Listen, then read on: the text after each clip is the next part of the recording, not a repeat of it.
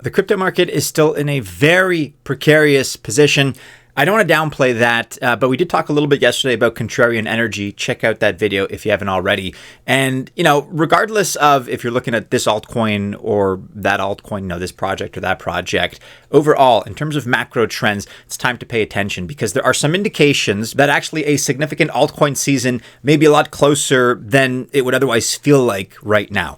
I'm not talking about hopium, but this is actually all based on technical analysis because for the first time since all the way back in 2021, 4 years ago, the altcoin market cap, the totality of that market cap has had a golden cross. Now, after that golden cross, altcoins went flying. Some went up 200-400%. And while we can never guarantee a duplication of previous historical events when it comes to TA, there's at least reason to be optimistic. A golden cross is very much a TA thing. To boil it down, it's just when short-term moving averages cross above long-term moving averages. So for example, we have a 50-day moving average when that crosses the 200-day moving average. Overall, this signals a shift from a bearish to a bullish trend. Like I said, at least for the best projects out there, there is reason to be optimistic. Don't get too down. Don't get too discouraged. We've highlighted four altcoin projects that we like that fundamentally are doing great things that have only been brought down because of the more global market sentiment, but through no fault of their own. These are four projects that should do very, very well once this trend really takes off.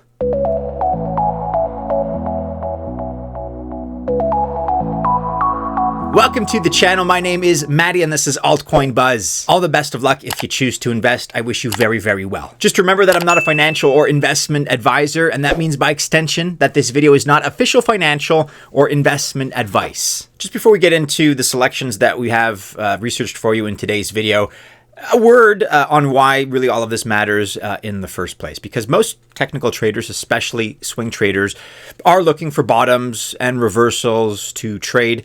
It's not me personally. I'm not the most technically oriented. Maybe you are. Maybe you're somewhere in the middle, whatever. But the point is that a reversal here is when a downtrend bottoms and starts trending upwards again. It changes direction, right? A few indicators out there like MACD or Bollinger Bands specifically look for these reversals of trend. Trend reversals are a pretty big deal, and there are different ways to analyze them, but they're significant. Golden crosses, though, are even more significant. These are confirmations of a trend because there's always a delay before you actually see the manifestation of a golden cross. So the 200-day moving average, or MA, is considered the long-term moving average for any significant investment. It smooths out short-term and choppy behavior like the $1 billion plus liquidation we had earlier this week. And then the 50-day MA is the confirmed short-term trend. But the thing is, most investments over 50 days are non-trending. An example here is Bitcoin. If you look at that over the last 50 days, down slightly, but mostly choppy, non-trending type of activity. And this is typical, right? And when we have both the 50-day MA and the 200-day MA, when both are rising, and the 50-day MA crosses the 200-day, it's a huge positive indicator, despite what the rest of the sentiment feels like in the market. And that's specifically because it suggests the short-term bullish trend is getting stronger at the time that you observe that cross. The 50-day MA wouldn't cross the 200-day if that weren't true. So this is, in a sense, real confirmation that the market, in this case, for altcoins, is growing faster now than at any point in nearly a year. And again, you have to be a little bit clinical about this. It doesn't necessarily feel that way, but that is what objectively the numbers reflect. So with that in mind, let's talk about those altcoins that would most benefit from this confirmed bullish trend. And we're beginning here at number one with Solana, ticker, of course, SOL, which, if I'm going to be honest, has been in the spotlight recently, but just for all the wrong reasons. And mainly what I'm talking about here, of course, is the meme coin casino.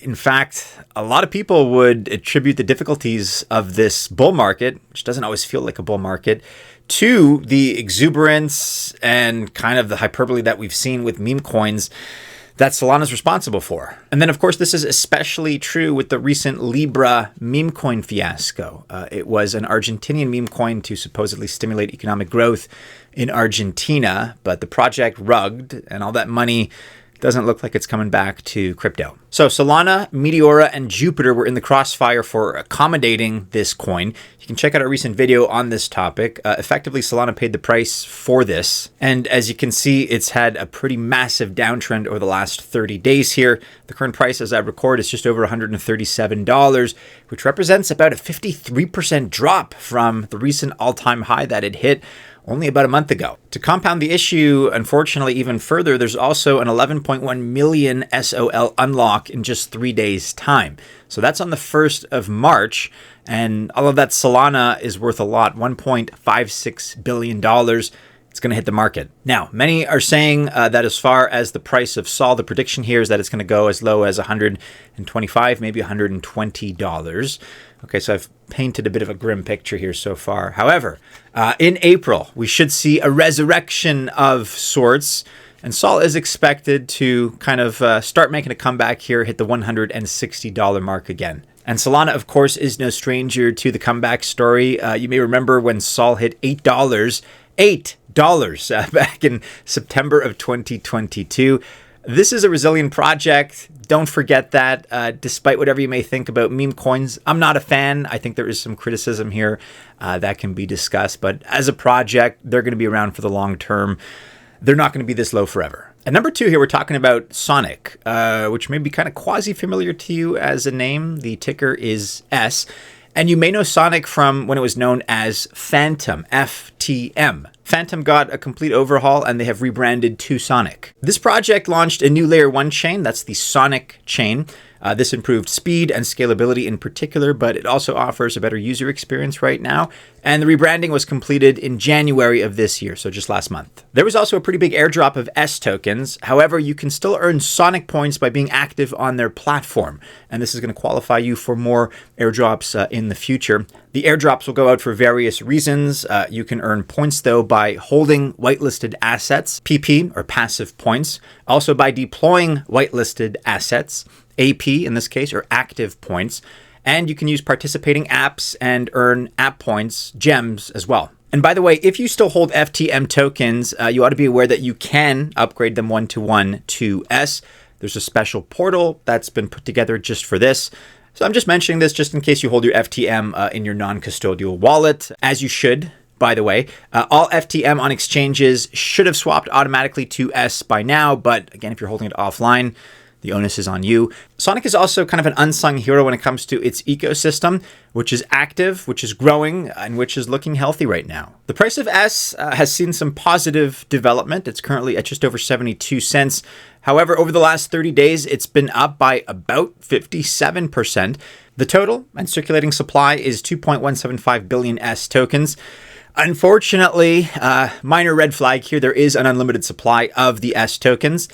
And that just, objectively means it's not the best in terms of tokenomics. Maybe that's a big deal for you.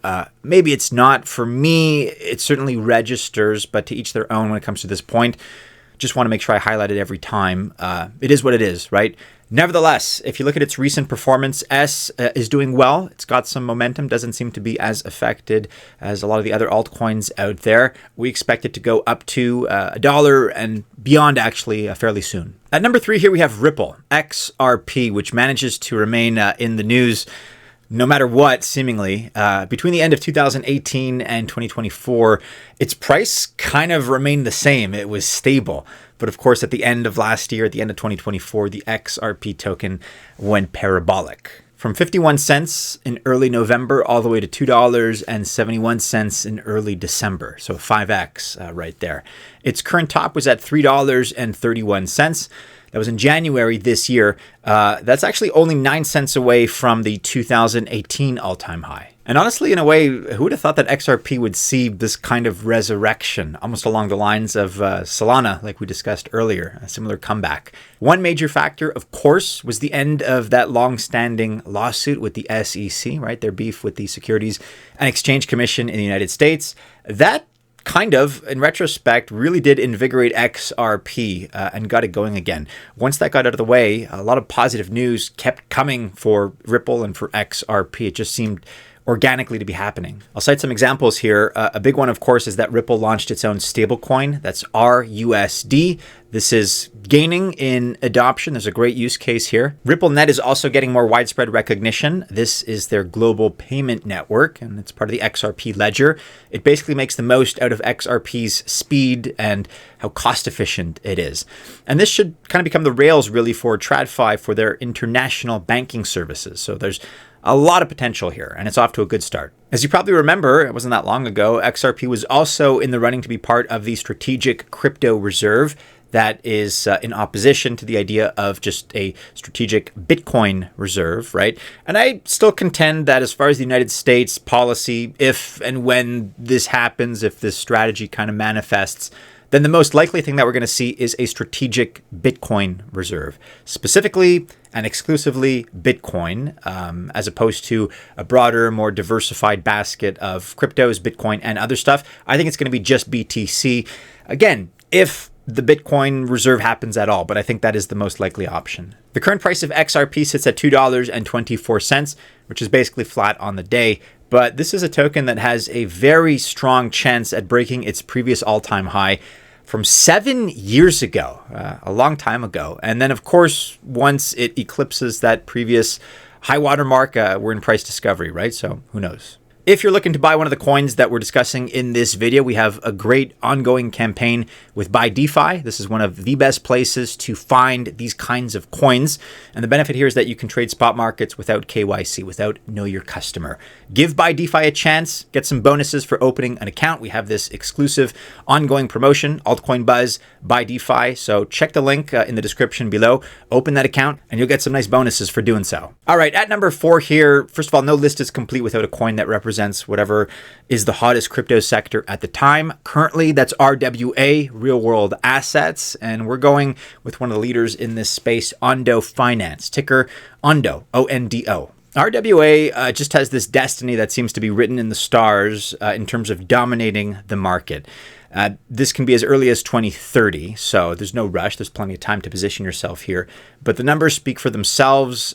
This is according to analysts both within crypto and in the external world. There's just so much utility here when it comes to tokenization and the technology behind real-world assets. I've said it before several times. I'll say it again here. If Larry Fink, BlackRock's CEO, is excited about something, he's getting behind a particular sector, that represents the smart money, and you would do well to consider it as well. Right now, it would seem, kind of as far as the impression that we're getting here, like he's almost only talking about RWA. It's a sector that's going to be big for both institutions and retail.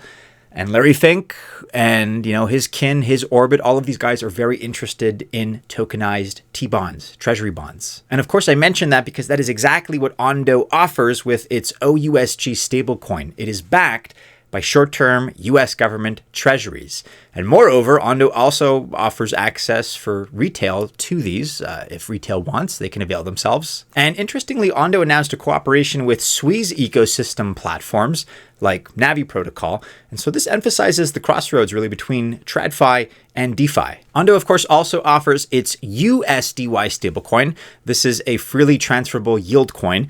It's available on 8 chains with a nice healthy 4.35% APY. The current price of ONDO, ONDO, is kind of looking a little bit lackluster, but like most coins in the current market, it's just been hit hard through no fault of its own, really. Right now it sits at just under 97 cents, so under $1. I would say this is a pretty good entry point. Don't forget that Trump's World Liberty Financial invested $5 million into ONDO, ONDO. Again, smart money. It's worth following.